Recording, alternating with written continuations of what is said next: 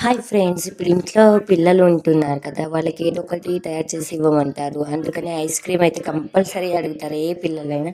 అందుకే మనం ice cream ఎలా ప్రిపేర్ చేయాలో చెప్తాను. దీనికోసం కావాల్సిన బ్రౌన్ బ్రెడ్ మనకు కావాల్సింది. చూడండి, చాలా బాగుంటుంది టేస్ట్. మేమైతే చాలా ఫీల్ అయి తిన్నాము. వెనీలా ఫ్లేవర్ అంటే వెనీలా ఫ్లేవర్ ఉంటుంది, బాగుంటుంది. ఇంకా మీకు బ్రౌన్ బ్రెడ్ ఒక 4 బ్రౌన్ బ్రెడ్స్, బాదాం అండ్ కాజు, మీ దగ్గర పిస్తా ఉంటే పిస్తా, కొంచెం బెల్లం. కావాల్సింది ఏంటంటే ఇలాచీస్ ఒక 5 తీసుకోండి. ఎలా ప్రిపేర్ చేయాలో చెప్తాను. ఏం లేదండి, కొంచెం పాలు తీసుకొని బాగా మరిగిన తర్వాత దాంట్లో బాగా ఈ బ్రౌన్ బ్రెడ్స్ని అందులో వేసేసేయాలి. ఈ బ్రౌన్ బ్రెడ్స్ వేసి అందులో కుక్ చేసుకోవాలి. బ్రౌన్ బ్రెడ్ బా పాలు అనేది బాగా హీట్ అయిపోయిన తర్వాత బ్రౌన్ బ్రెడ్స్ అందులో వేసేసి బాగా మెల్ట్ అయ్యే వరకు చూసుకోవాలి. ఇలా చూడండి మీరు, బాగా వేడిగా ఉన్నాయి కదా బ్రెడ్స్, అందులో బాగా కుక్ అయిపోతాయి. ఇలా మెల్ట్ చేసుకోండి. ఇలా బాగా మెల్ట్ అయిపోయిన తర్వాత మనం తీసుకున్న ఒక 6, 7, 8 అంటే కాజూస్ అన్నీ అందులో వేసేసాలి. ఆ హీట్కి బాగానే కుక్ అయిపోతుంది కాజు కూడా. మనం ఇది బాగా చల్లగా అయిపోయి ఇలా స్పూన్ తోటి మిగతాదంతా మనం ఇలా చేసేసుకోండి. బాగా మెల్ట్ అయిపోతుంది. మంచిగా బ్రెడ్ అంతా అలా పాలల్లో కలిసిపోయేంత తీసుకోండి. ఇది చల్లగా అయిపోవాలండి. ఈ విధంగా నూకుంటూ ఉండండి, ఎందుకంటే హీట్ ఉంటుంది కదా. ఆ చల్లగా అయిపోయిన తర్వాత చూడండి ఈ కన్సిస్టెన్సీలో వస్తుంది. ఇప్పుడు మనం కావాల్సిన టేస్ట్, మీకు కొంచెం స్వీట్నెస్ ఎక్కువ ఉండాలి అనుకుంటే కొంచెం బెల్లం అనేది ఎక్కువ యాడ్ చేసుకోండి. నేనైతే ఒక 2 టీ స్పూన్స్ అంత బెల్లం తీసుకున్నాను. బెల్లం తురుముని వేసేసుకొని గ్రైండ్ చేసేసుకోవాలి. కూల్ అయిపోయిన తర్వాత చూడండి నేను గ్రైండ్ చేస్తున్నాను. గ్రైండర్ మిక్సీ జార్లో మిక్సీ పట్టేసుకోండి మీరు. దాంట్లో మనం ఇలాచి కొంచెం ఫ్లేవర్ కోసమని ఇలాచి పౌడర్ని వేసేసుకుంటున్నాను. ఇలాచీలు బాగా మిక్సీ గ్రైండ్ అయిన తర్వాత చూడండి పేస్ట్ అనేది ఈ విధంగా వస్తుంది.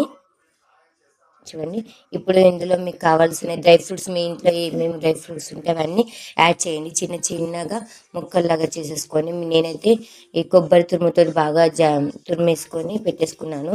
ఇది ఒక 5 hours మీరు ఫ్రిడ్జ్లో ఉంచేసుకోండి. ఈ విధంగా చూడండి, నేను అన్ని డ్రై ఫ్రూట్స్ అన్నీ అలా వేసేసుకోండి.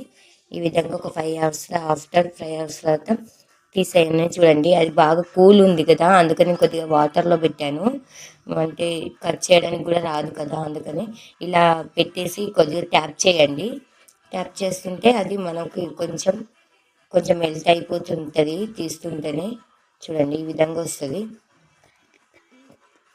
ఇంకా మన దాన్ని అనేది మళ్ళీ నేను బ్యాక్ ఉంది కదా, మళ్ళీ ఫ్రంట్కి టర్న్ అవుట్ చేస్తున్నాను. చూడండి ఈ విధంగా టర్న్ అవుట్ చేసుకోండి. మీరు ఏ షేప్లో కావాలంటే ఆ షేప్లో కట్ చేసుకోండి. మీరు సైడ్స్ అంతా నేనైతే క్లీన్గా చేసేసుకోండి, నేను చూస్తున్నాను. మీరు ఈ విధంగా కట్ చేసుకోండి. కానీ ఫ్లేవర్ మాత్రం వెనీలా ఫ్లేవర్ అంటే వెనీలా ఫ్లేవర్లో ఉంటుంది, చాలా టేస్టీగా ఉంది.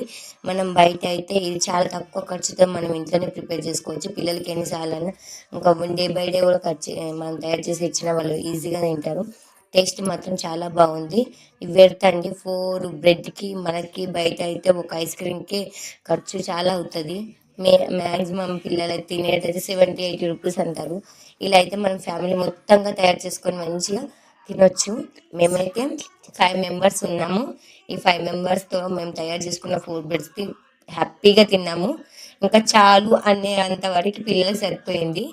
టేస్ట్ మాత్రం చాలా బాగుంటుంది. మీరు ట్రై చేయండి, ట్రై చేసి కామెంట్ చేయండి, ఎలా ఉందో కూడా చెప్పండి. నేనైతే ఎక్స్పీరియన్స్తో చెప్తున్నాను, ట్రై చేశాను, చాలా బాగుంది.